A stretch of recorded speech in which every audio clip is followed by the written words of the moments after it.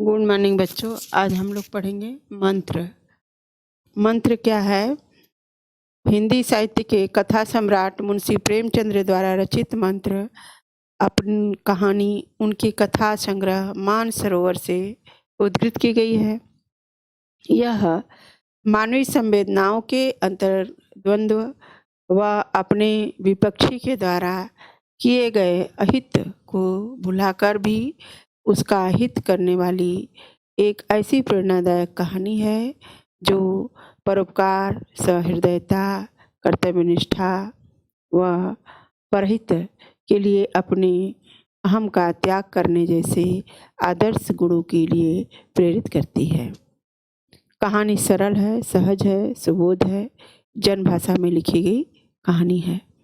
देखिए, मंत्र अब किसको कहते हैं? मंत्र जो झाड़ फूक करते, तंत्र मंत्र के द्वारा जो झाड़ फूक किया जाता है उसको हम क्या कहते हैं? मंत्र। जैसे कि अगर किसी को सांप काट ले तो सांप काटने के बाद जो है उसे तंत्र मंत्र के द्वारा उसका इलाज करते हैं और फिर उसको जीवित कर देते हैं। किसी भी व्यक्ति को अगर सांप काटा रहता है या तो इस मंत्र जो है इसमें दो पात्र हैं कहानी में। एक का नाम रहता है भगत और एक का नाम रहता है डॉक्टर चड्ढा। डॉक्टर चड्ढा जो है वो अपने शहर का जाना माना डॉक्टर रहता है और वह जो है शहर में लोगों का इलाज करता है। और भगत जो है वो मंत्र जानता है। सांप काटने के बाद अगर किसी को सांप काट ले तो वो मंत्र से झाड़ फूक करके जो है व्यक्ति को ठीक कर देता है। इस प्रकार से दो लोग रहते हैं। एक रहते हैं मंत्र के झाड़ने वाले भगत और दूसरे रहते हैं उस शहर के डॉक्टर चड्ढा। करें कि जो डॉक्टर चड्ढा है वो अपने शहर का माना हुआ डॉक्टर है, लेकिन वह समय व नियम का बड़ा ही पाबंद है। वह प्रतिदिन प्रातः मरीजों को देखते तथा शाम को गोल्फ खेलने जाता है।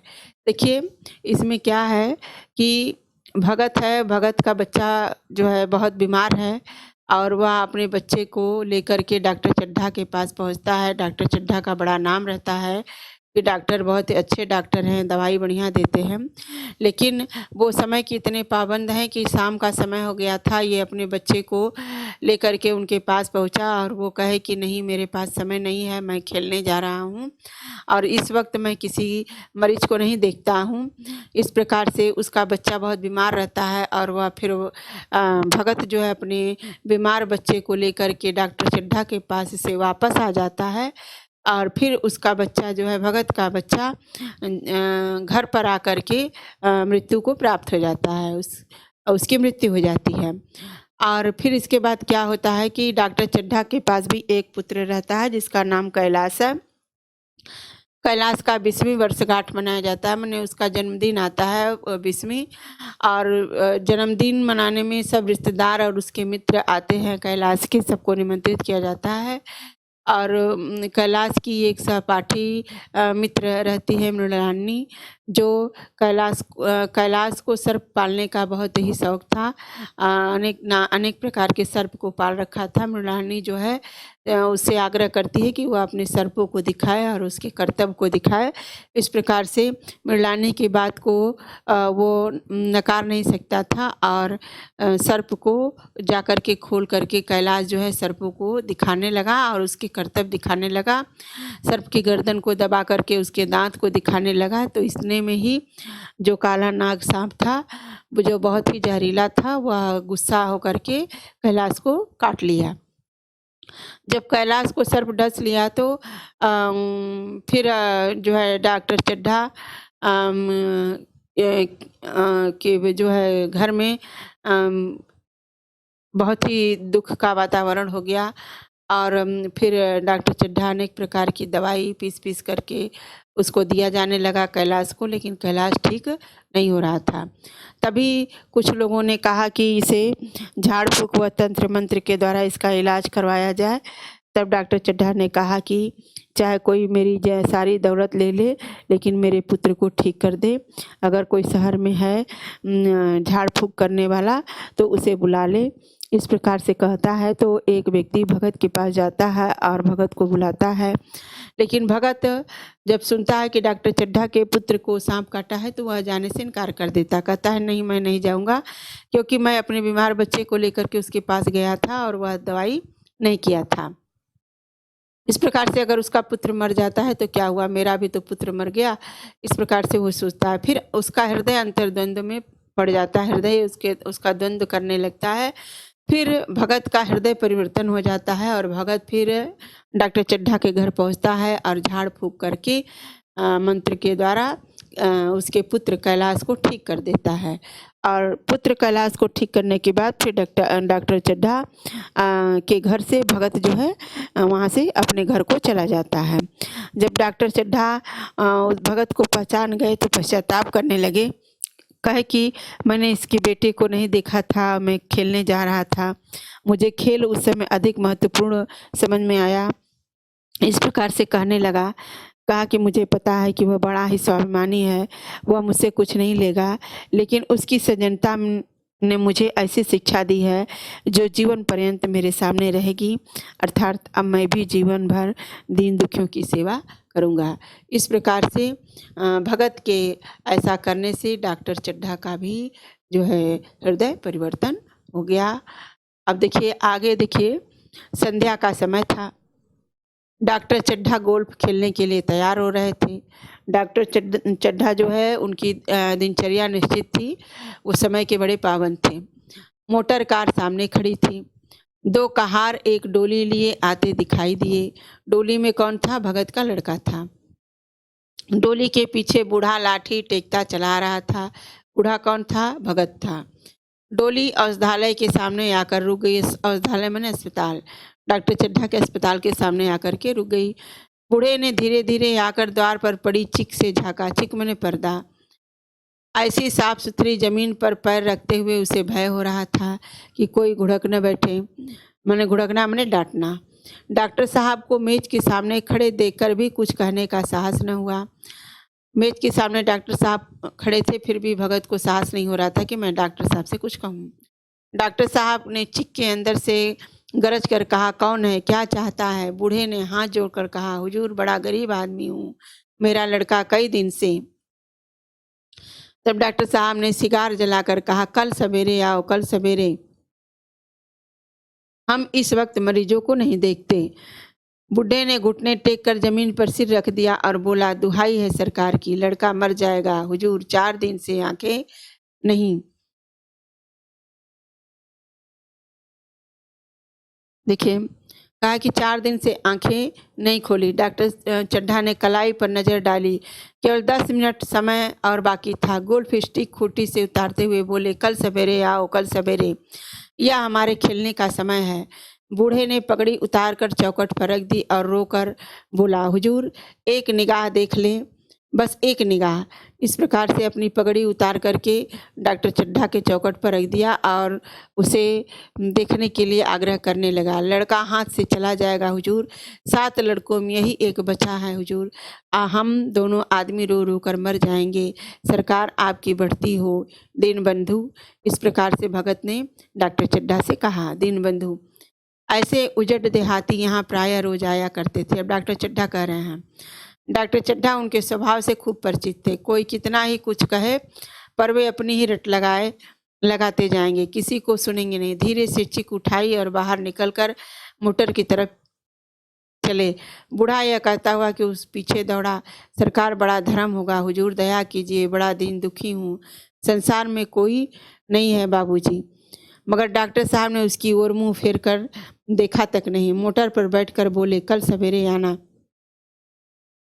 मोटर चली गई। बूढ़ा कई मिनट तक मूर्ति की भांति निश्चल खड़ा रहा। संसार में ऐसे मनुष्य भी होते हैं जो अपने आमोद प्रमोद के आगे किसी की जान की भी परवाह नहीं करते। शायद इसका उसे अब भी विश्वास न था। सब ये संसार इतना निर्मम, इतना कठोर, इसका ऐसा मर्मभेदी अनुभव अब तक न हुआ था। और वह उन पुराने ज़माने के जीवों में था जो लगी हुई आग को बुझाने, मुर्दे को कंधा देने, किसी के छप्पर को उठाने और किसी कलह को शांत करने के लिए सदैव तैयार रहते थे।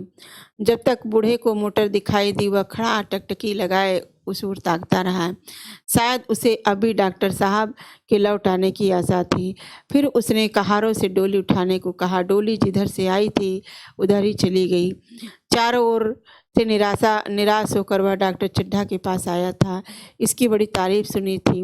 यहाँ से निराश होकर वह फिर किसी के दूसरे डॉक्टर के पास न गया, किस्मत ठोक ली।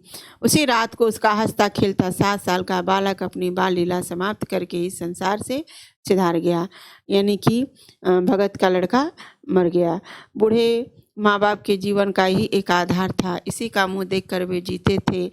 इस दीपक के बुझते ही जीवन की अंधेरी रात भाएं भाएं करने लगी। बुढ़ापे की विशाल ममता टूटे हुए हृदय से निकलकर उस अंधकार में आर्त स्वर में रोने लगी। इस प्रकार से जो है डॉक्टर चड्ढा जो है उसके बच्चे को नहीं दिखे और वह गोल्फ खेलने के लिए चले गए। कई साल गुजर गए। डॉक्टर चड्ढा ने खूब यश धन कमाया, लेकिन इसके साथ ही अपने स्वास्थ्य की रक्षा भी की, जो एक साधारण बात थी। यह उनके नियमित जीवन का आशीर्वाद था कि 50 वर्ष की अवस्था में भी उनकी चुस्ती और फुर्ती युवकों को भी लज्जित करती थी। देखिए, नियम के बड़े ही वो पक्के थे। उनकी दिनचर्या बहुत ही अच्छी थी। वो प्रतिदिन जो है खेलते थे और खेलने से उनका स्वास्थ्य अच्छा रहता था। डॉक्टर चड्ढा का चुस्ती और फुर्ती थी, युवकों को भी लज्जित करती। उनके हर एक काम का समय नियत था। यह नियम से वह जौ भर भी टलते नहीं थे। बहुधा लोग स्वास्थ्य के नियमों का पालन उस समय करते हैं जब रोगी हो जाते हैं। डॉक्टर चड्ढा उपचार और संयम का रहस्य खूब समझते थे। उनकी संतान संख्या भी इस नियम के अधीन थी। उनके केवल 2 बच्चे थे, एक लड़का और एक लड़की। तीसरी संतान न हुई, इसलिए श्रीमती चड्ढा भी अभी काफ़ी जवान मालूम होती थी। लड़की का तो विवाह हो चुका था, लड़का कॉलेज में पढ़ता था। वही माता पिता के जीवन का आधार था। शील और विनय का पुतला, बड़ा ही रसिक, बड़ा ही उदार, विद्यालय का गौरव, युवक समाज की शोभा, मुखमंडल में तेज की छटा सी निकलती थी। आज उसी की 20वीं सालगिरह थी। संध्या का समय था। हरी हरी घास पर कुर्सियां बिछी हुई थी। शहर के रईस और हुक्काम एक तरफ, कॉलेज के छात्र दूसरी तरफ बैठे भोजन कर रहे थे। बिजली के प्रकाश से सारा मैदान जगमगा रहा था। आमोद प्रमोद का सामान भी जमा था। इस समय जो है कैलाश का 20वीं वर्षगांठ मनाया जा रहा था। छोटा सा प्रहसन खेलने की तैयारी थी। प्रहसन स्वयं कैलाश ने किया था। वही मुख्य एक्टर भी था। इस समय वह एक रेशमी कमीज पहने नंगे सिर नंगे पांव इधर उधर मित्रों की आवभगत में लगा हुआ था। कोई पुकारता, कैलाश जरा इधर तो आना, कोई उधर बुलाता, कैलाश इधर उधर ही रहोगे। सभी उसे छेड़ते, चुहल्ले करते। बेचारे को जरा दम मारने का भी अवकाश न मिलता था। सहसा एक रमणी ने उसके पास आकर कहा, क्यों कैलाश, तुम्हारा सांप कहाँ है? जरा मुझे दिखा दो। कैलाश ने उससे हाथ मिलाकर कहा, मृणालिनी, इस वक्त क्षमा करो, कल दिखा दूंगा। मृणालिनी ने आग्रह किया, जी नहीं, तुम्हें दिखाना पड़ेगा। मैं आज नहीं मानने की, तुम रोज कल कल करते हो मृणालिनी, रोज कल कल करते हो। मृणालिनी और कैलाश दोनों सहपाठी थे और एक दूसरे के प्रेम में पगे थे, एक दूसरे से प्रेम करते थे। कैलाश को सांपों को पालने और खिलाने और नचाने का शौक था। तरह तरह के सांप पाल रखे थे। उनके स्वभाव और चरित्र की परीक्षा करता रहता था। थोड़े दिन हुए भी यह व्याख्यान सुनकर दंग रह गए थे। यह विद्या उसने एक बूढ़े सपेरे से सीखी थी। सांपों की जड़ी बूटियां जमा करने का उसे मर्ज था। इतना पता भर मिल जाए कि किसी व्यक्ति के पास कोई अच्छी जड़ी है, फिर उसे चैन न आता था, उसे लेकर के ही छोड़ता था। यही व्यसन था। इस पर हजारों रुपए फूक चुका था। मृणालिनी कई बार आ चुकी थी, पर कभी सांपों को देखने के लिए इतनी उत्सुक न हुई थी। कह नहीं सकते, आज उसकी उत्सुकता सचमुच जाग गई थी। या वह कैलाश पर अपने अधिकार का प्रदर्शन करना चाहती थी, पर उसका आग्रह बेमौका था।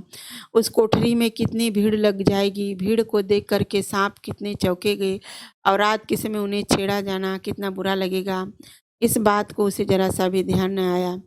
कैलाश ने कहा, नहीं, कल जरूर दिखा दूंगा, इस वक्त अच्छी तरह दिखा भी न सकूंगा, कमरे में तिल रखने की भी जगह नहीं मिलेगी। एक महाशय ने छेड़ कर कहा, दिखा क्यों नहीं देते, जरा सी बात के लिए इतना टाल मटोल कर रहे हो। मिस गोविंद, हरगिज न मानना, देखे कैसे नहीं दिखाते। दूसरे महाशय ने और रद्दा चढ़ा दिया और वो कैलाश को और ऊपर चढ़ा दिया। मिस गोविंद इतनी सीधी और भोली है, तभी आप इतना मिजाज करते हैं, दूसरी सुंदरी होती तो इसी बात पर बिगड़ खड़ी होती। तीसरे साहब ने मजाक उड़ाया, अजी बोलना छोड़ देगी, भला कोई बात है, इस पर आपको दावा है कि मृणालिनी के लिए जान हाजिर है। मृणालिनी ने देखा कि ये सौदे उसे रंग पर चढ़ा रहे हैं तो बोली, आप लोग मेरी वकालत न करें, मैं खुद ही वकालत कर लूँगी, मैं इस वक्त सांपों का तमाशा नहीं देखना चाहती, चलो छुट्टी हुई। पर इस पर मित्रों ने ठाका लगाया। एक साहब बोले, देखना तो आप सब कुछ चाहे पर कोई दिखावे भी तो। कैलाश को मृणालिनी की झेपी हुई सूरत देखकर मालूम हुआ कि इस वक्त उसका इनकार वास्तव में उसे बुरा लगा है। जो ही प्रीतिभोज समाप्त हुआ और गाना शुरू हुआ, उसने मृणालिनी और अन्य मित्रों को सांपों के दरबे के सामने ले जाकर, अब कैलाश जो है क्या करता है कि सभी मित्रों और मृणालिनी को सांपों के पास ले जाता है, सांपों के कमरे में, और फिर वहाँ पर महुआर बजाना शुरू किया। फिर एक एक खाना खोलकर एक एक सांप को निकालने लगा। वाह, क्या कमाल था। ऐसा जान पड़ता था कि वे कीड़े उसकी एक एक बात, उसके मन को एक एक भाव समझते हैं। किसी को उठा लिया, किसी को का गर्दन में डाल लिया, किसी को हाथ में लपेट लिया। मृणालिनी बार बार मना करती, उन्हें गर्दन में न डालो, दूर से ही दिखा दो, बस जरा नचा दो। कैलाश की गर्दन में सांपों को लिपटते देख उसकी जान निकल जाती थी। पछता रही थी कि मैंने व्यर्थ में इसे सांप दिखाने को कहा, मगर कैलाश एक न सुनता। प्रेमिका के सम्मुख अपने सर्प कला प्रदर्शन का ऐसा अवसर पाकर वह कब चूकता। एक मित्र ने टीका की, दांत तोड़ डाले होंगे।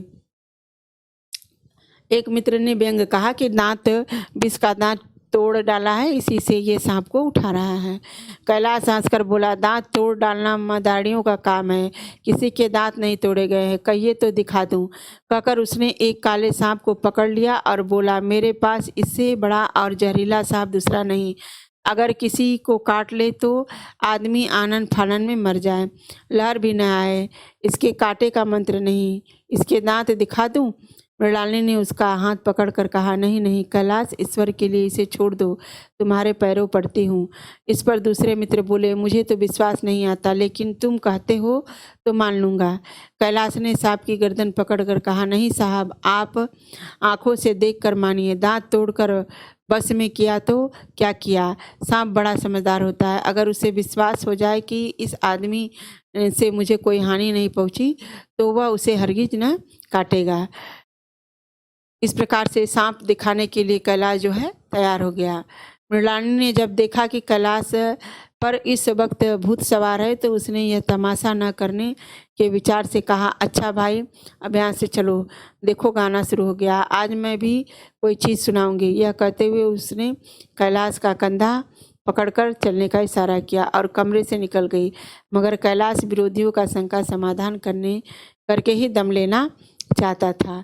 उसने सांप की गर्दन पकड़कर जोर से दबाई, इतनी जोर से दबाई कि उसका मुंह लाल हो गया, देह की सारी नसें तन गई। सांप ने अब तक उसके हाथों ऐसा व्यवहार न देखा था। उसकी समझ में न आता था कि यह मुझसे क्या चाहते हैं। उसे शायद भ्रम हुआ कि यह मुझे मार डालना चाहते हैं, अतएव वह आत्मरक्षा के लिए तैयार हो गया। कैलाश ने उसकी गर्दन खूब दबाकर मुंह खोल दिया और उसके जहरीले दांत दिखाते हुए बोला, जिन सज्जनों को शक हो आकर देख ले। आया विश्वास या अब भी कुछ शक है। मित्रों ने आकर उसके दांत देखे और चकित हो गए। प्रत्यक्ष प्रमाण के सामने संदेह को स्थान कहाँ। मित्रों का शंका निवारण करके कैलाश ने सांप की गर्दन ढीली कर दी और उसने जमीन पर रखना चाहा, पर वह काला गेहूमन क्रोध से पागल हो रहा था। गर्दन नरम पड़ते ही उसने सिर उठाकर कैलाश की उंगली में जोर से काटा और वहां से भागा। कैलाश की उंगली से टप टप खून टपकने लगा। उसने जोर से उंगली दबा ली और अपने कमरे की तरफ दौड़ा। वहां मेज की दराज में एक जड़ी रखी हुई थी जिसे पीसकर लगा देने से घातक विष भी रफ्फू हो जाता था। मित्रों में हलचल बढ़ गई। बाहर महफिल में भी खबर हुई। डॉक्टर साहब घबराकर दौड़े। फौरन उंगली की जड़ कसकर बांधी गई और जड़ी पीसने के लिए दी गई। डॉक्टर साहब जड़ी के कायल न थे। वह उंगली का डसा भाग नस्तर से काट देना चाहते थे, मगर कैलाश को जड़ी पर पूर्ण विश्वास था। मृणालिनी पियानो पर बैठी हुई थी। यह खबर सुनते ही दौड़ी और कैलाश की उंगली से टपकते खून को रुमाल से पोंछने लगी। जड़ी पीसी जाने लगी, पर उसी 1 मिनट में कैलाश की आंखें झपकने लगी। होठों पर पीलापन दौड़ने लगा, यहाँ तक कि वह खड़ा न रह सका, फर्श पर बैठ गया। सारे मेहमान कमरे में जमा हो गए। कोई कुछ कहता था, कोई कुछ। इतने में बड़ी जड़ी पीस कर आ गई। मृणालिनी ने उंगली पर लेप किया। 1 मिनट और बीता। कैलाश की आंखें बंद हो गई। वह लेट गया और हाथ से पंखा झलने का इशारा किया। माँ ने दौड़कर उसका सिर गोद में रख लिया और बिजली की टेबल फैन लगा दिया। डॉक्टर सब चड्ढा ने झुककर पूछा, कैलाश कैसी तबीयत है? कैलाश ने धीरे से हाथ उठा दिया, मगर कुछ बोल न सका। इस प्रकार से कैलाश को जो है सांप काट लिया था। इस प्रकार से सांप काटने पर जो है कैलाश का इलाज हो रहा था। मृणालिनी ने करुण स्वर में कहा, क्या जड़ी कुछ असर न करेगी? डॉक्टर साहब ने सिर पकड़कर कहा, क्या बताऊं, मैं इसकी बातों में आ गया।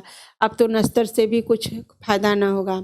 आधा घंटे तक यही हाल रहा। कैलाश की दशा प्रतिक्षण बिगड़ती जाती थी, यहाँ तक कि उसकी आंखें पथरा गई, हाथ पांव ठंडे हो गए, मुख की कांति मलिन पड़ गई, नाड़ी का कहीं पता नहीं। मौत के सारे लक्षण दिखाई देने लगे, पर घर में कोहराम मच गया।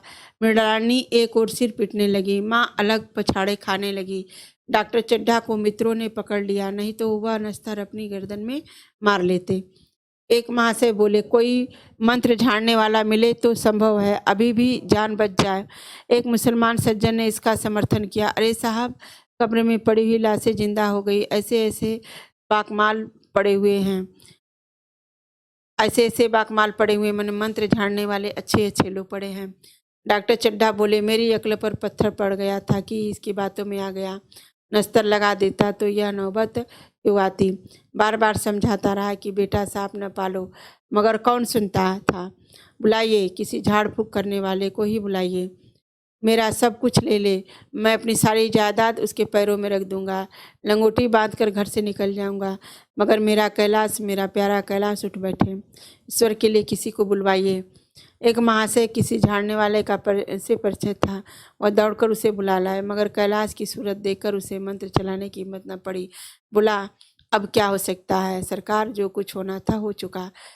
तब डॉक्टर चड्ढा बोले कि अरे मूर्ख, यह क्यों नहीं कहते कि जो कुछ ना होना था हो चुका, जो कुछ होना था वह कहाँ हुआ। माँ बाप ने बेटे का चेहरा कहाँ देखा। मृणालिनी का कामना तरु क्या पल्लव और पुष्प से रंजित हो उठा। कामना तरु मने की इच्छाओं का पेड़। मृणालिनी की इच्छा थी कि मैं कैलाश से शादी करूं, तो मृणालिनी की जो कामना तरु थी, जो इच्छाओं का पेड़ था, करेंगे क्या वो पल्लवित हुआ, मैंने पेड़ जो है पेड़ में नए पत्ते आए, क्या पेड़ में फूल खिले, अर्थात कुछ नहीं हुआ। मन के वह स्वर्ण स्वप्न जिनसे जीवन का आनंद का स्रोत बना हुआ था, क्या पूरे हो गए। जीवन के नृत्य में तारिका मंडित सागर में आमोद की बहार लूटते हुए क्या उसकी नौका जलमग्न नहीं हो गई। जो ना होना था वह हो गया, अर्थात कैलाश का जीवन पूरा नहीं हुआ। वह हरा भरा मैदान था, वही हरा भरा मैदान था, वही सुनहरी चांदनी एक निःशब्द संगीत की भांति प्रकृति पर छाई हुई थी। वही मित्र समाज था, वही मनोरंजन के समान थे, मगर जहाँ हास्य की ध्वनि थी, अब वह करुण क्रंदन और अश्रु प्रवाह था।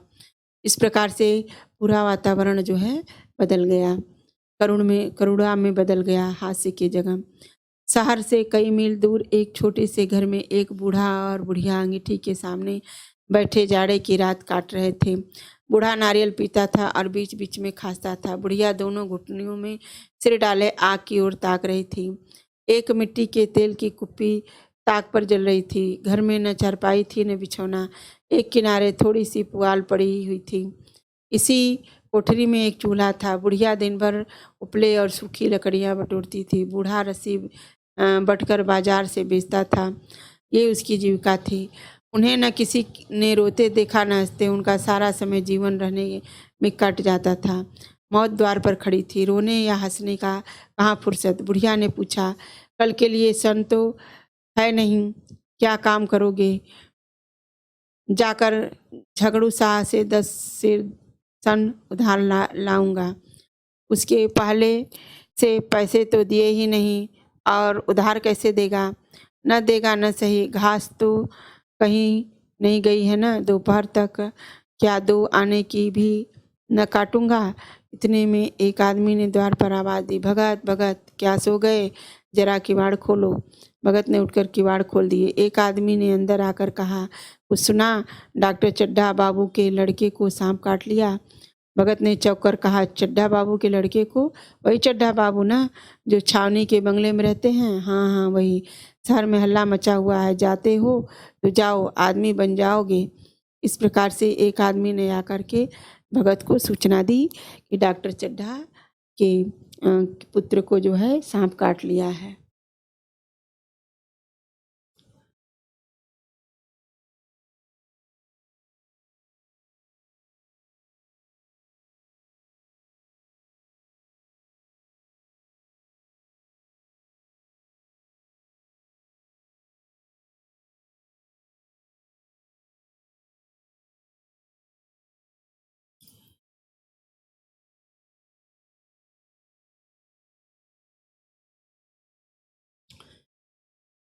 इस प्रकार भगत को ये पता चल गया था कि जो है, बूढ़े ने कठोर भाव से सिर हिलाकर कहा, मैं नहीं जाता, मेरी बला जाए। वही चड्ढा है, खूब जानता हूँ। भैया को लेकर के उन्हीं के पास गया था। खेलने जा रहे थे, पैरों पर गिर पड़ा कि एक नज़र देख लीजिए, मगर सीधे मुंह से बात तक न की। भगवान बैठे सुन रहे थे। अब जान पड़ेगा कि बेटे का गम कैसा होता है। कई लड़के हैं। नहीं जी, यही तो एक लड़का था, सुना है। सबके सबने जवाब दे दिया। भगवान बड़ा कारसाज है। और उस वक्त मेरी आंखों से आंसू निकल पड़े थे। उन्हें तनिक भी दया न आई। मैं तो उनके द्वार पर होता तो भी बात न पूछता। तो न जाओगे? हमने जो सुना था सो कह दिया। अच्छा किया, अच्छा किया। कलेजा ठंडा हो गया, आंखें ठंडी हो गई, लड़का भी ठंडा हो गया होगा। तुम जाओ, आज चैन की नींद सोऊंगा। बुढ़िया से, जरा तम्बाकू दे दे, एक चिलम और पीऊँगा। अब मालूम होगा लाला को, सारी साह भी निकल जाएगी। हमारा क्या बिगड़ा? लड़के के मर जाने से कुछ राजा तो नहीं चला, कुछ राज तो नहीं चला गया। जहाँ 6 बच्चे गए वहाँ एक और चला गया। तुम्हारा तो राज सुना हो जाएगा। उसी के वास्ते सबका गला दबा दबा कर जोड़ा था। अब क्या करोगे? एक बार देखने जाऊंगा, पर कुछ दिन बाद मिजाज हाल पूछूंगा। आदमी चला गया। भगत ने किवाड़ बंद कर लिए। तब चीलम पर तंबाकू रखकर पीने लगा। बुढ़िया ने कहा, इतनी रात गए, जाड़े पाले में कौन जाएगा? अरे दोपहर ही होता तो मैं न जाता। सवारी दरवाजे पर लेने आती तो भी मैं न जाता। भूल नहीं गया हूँ, भूल नहीं गया हूँ। पन्ना की सूरत आज भी आंखों में फिर रही है। किसी निर्दयी ने उसे एक नज़र देखा तक नहीं। क्या मैं न जानता था कि वहाँ न बचेगा? खूब जानता था। चड्ढा भगवान नहीं थे कि उसके एक निगाह देख लेने से अमृत बरस जाता। नहीं खाली मन ही दौड़ थी, नहीं खाली मन ही दौड़ थी, जहाँ तसल्ली हो जाती। बस इसलिए उसके पास दौड़ा गया था।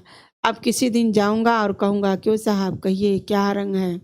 दुनिया बुरा कहेगी, कहे, कोई परवाह नहीं। छोटे आदमी में तो सब ऐब होते हैं, बड़ों में कोई ऐब नहीं होता। देखना, होते हैं, देवता होते हैं। भगत के लिए जीवन में यह पहला अवसर था कि ऐसा समाचार पाकर वह बैठा रह गया हो। 80 वर्ष के जीवन में ऐसा कभी न हुआ था कि सांप की खबर पाकर वह दौड़ा न गया हो। माघ पुष की अंधेरी रात, चैत बैसाख की धूप व लू, सावन भादों की चढ़ी हुई नदी और नाले, किसी की उसने कभी परवाह न की। वह तुरंत घर से निकल पड़ता था। निस्वार्थ निष्काम लेन देन का विचार कभी दिल में आया नहीं। यह ऐसा काम न था। जान का मूल्य कौन दे सकता है। यह एक पुण्य कार्य था। सैकड़ों निराशों को उनके मंत्रों ने जीवनदान दे दिया था, पर वह आज घर से कदम नहीं निकाल सका। यह खबर सुनकर सोने जा रहा है।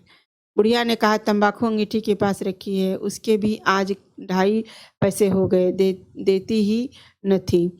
बुढ़िया यह कहकर लेटी। बुढ़े ने कुप्पी बुझाई, कुछ देर खड़ा रहा, फिर बैठ गया, अंत में लेट गया। पर यह खबर उसके हृदय में बोझ की भांति रखी हुई थी। उसे मालूम हो रहा था कि उसकी कोई चीज़ खो गई है, जैसे सारे कपड़े गीले हो गए हों या पैरों में कीचड़ लगा हुआ है, जैसे उसके मन में कोई बैठा है, उसके घर से निकलने के लिए कुदेर रहा है।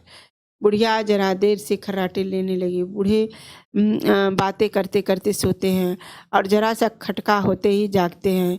तब भगत उठा, अपनी लकड़ी उठा ली और धीरे से किवाड़ खोले। बुढ़िया ने पूछा, कहाँ जाते हो? कहीं नहीं, देखता हूँ कितनी रात है। अभी बहुत रात है, सो जाओ, नींद नहीं आती। इस प्रकार से बूढ़े भगत के मन में अंतर्द्वंद चालू हो गया। उसको चैन नहीं था कि मैं क्या करूं। मैंने कैलाश को, डॉक्टर चड्ढा के पुत्र को देखने जाऊं, उसका झाड़ फूंक करूं कि नहीं करूं। इस प्रकार से उसके मन में अंतर्द्वंद चलने लगा और फिर बूढ़े भगत का हृदय परिवर्तन हो गया। नींद काहे को आएगी, मन तो चड्ढा के घर पर लगा हुआ है। बुढ़िया ने कहा, चड्ढा ने मेरे साथ कौन सी नेकी कर दी जो वहाँ जाऊं, वह आकर पैर भी पड़े तो न जाऊं। उठे तो तुम इस इरादे से हो? नहीं रे, ऐसा पागल नहीं हूँ कि जो मुझे कांटे बोए उसके लिए फूल बोता फिरूं। बुढ़िया फिर सो गई। भगत ने किवाड़ लगा दिए और फिर आकर बैठा, पर उसके मन में कुछ ऐसी दशा थी जो बाजे की आवाज़ के कान में पड़ते ही उपदेश सुनाने वाले की होती है। आंखें चाहे उपदेशक की ओर हो, पर कान बाजे की ओर होते हैं। दिल में भी बाजे की ध्वनि गूंजती रहती है। शर्म के मारे जगह से नहीं उठता। निर्दयी प्रतिघात का भाव भगत के लिए उपदेशक था, पर हृदय उस अभागे युवक की ओर था जो इस समय मर रहा था, जिसके लिए एक एक पल का विलंब घातक था। उसने फिर किवाड़ खोले, इतने धीरे से कि बुढ़िया को खबर न हुई। बाहर निकल आया। उसी वक्त गांव का चौकीदार गश्त लगा रहा था। बोला, कैसे उठे भगत, आज तो बड़ी सर्दी है, कहीं जा रहे हो क्या? भगत ने कहा, नहीं जी, जाऊंगा कहाँ, देखता था कि अभी कितनी रात है, भला कै बजे होंगे? चौकीदार बोला, 1 बजा होगा, और क्या। अभी थाने से आ रहा था तो डॉक्टर चड्ढा बाबू के बंगले में भीड़ लगी हुई थी। उनके लड़के का हाल तो तुमने सुना होगा, कीड़े ने छू लिया, चाहे मर भी गया हो। तुम चले जाओ तो शायद बच जाए। सुना है 10,000 देने को तैयार है। भगत, मैं न जाऊं, चाहे वह 10 लाख भी दे। मुझे 10,000 10 लाख लेकर करना क्या? कल मैं जाऊंगा और फिर भोगने वाला बैठा हुआ है। कल मर जाऊंगा, फिर कौन भोगने वाला बैठा है? चौकीदार चला गया। भगत ने आगे पैर बढ़ाया। जैसे नशे में आदमी की देह अपने काबू में नहीं रहती। पैर कहीं रखता है, पड़ता कहीं है, कहता कुछ है, जबान से निकलता कुछ है। वही हाल इस समय भगत का था। मन में प्रतिकार था, पर कर्म मन के अधीन न था। जिसने कभी तलवार नहीं चलाई, वह इरादा करने पर भी तलवार नहीं चला सकता। उसके हाथ कांपते हैं, उठते ही नहीं। भगत लाठी खटखट करता लपकता चला जाता था। चेतना रोकती थी, पर उपचेतना ठेलती थी। सेवक स्वामी पर हावी था। आधी राह निकल जाने के बाद सहसा भगत रुक गया। हिंसा ने क्रिया पर विजय पाई। मैं यूं ही इतनी दूर चला आया, इस जाड़े पाले में मरने की मुझे क्या पड़ी थी। इस प्रकार से भरत का हृदय जो अंतर्द्वंद में था।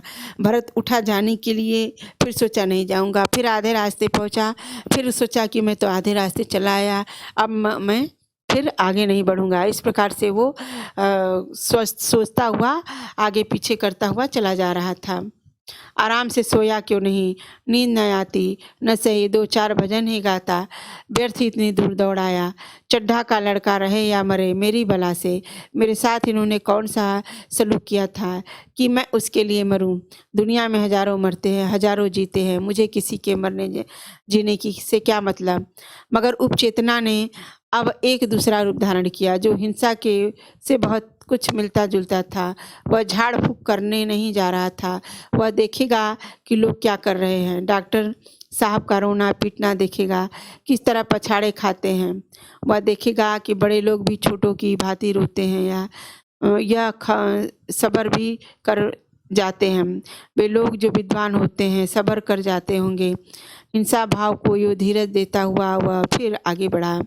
फिर उसका मन नहीं मान रहा था। धीरे धीरे फिर सोचा था कि देखते हैं कि जो है डॉक्टर चड्ढा किस प्रकार से है। इतने में 2 आदमी आते दिखाई दिए, दोनों बातें करते चले आ रहे थे। डॉक्टर चड्ढा बाबू का घर उजड़ गया। वही तो एक लड़का था। भगत के कान में आवाज़ पड़ी, उसकी चाल और भी तेज हो गई।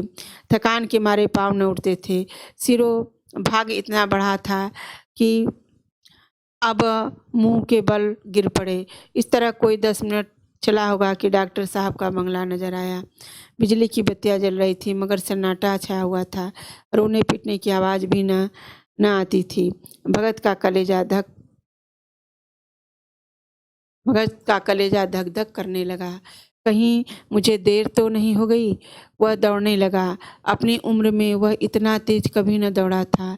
बस यही मालूम होता था कि मानो उसके पीछे मौत दौड़ी आ रही हो। इस प्रकार से कहते हुए भगत जो है जल्दी इस प्रकार से भगत जब सुना कि डॉक्टर चड्ढा का लड़का मर गया तो वो जल्दी जल्दी दौड़ गया। कहा कि कहीं मुझे देर न हो जाए, मैं इसको बचा लूं। 2 बज गए थे। मेहमान विदा हो गए। रोने वालों में केवल आकाश के तारे रह गए थे और सभी रो रो कर थक गए थे। बड़ी उत्सुकता के साथ लोग रह रह कर आकाश की ओर देखते थे कि किसी तरह सुबह हो और लाश गंगा की गोद में दी जाए।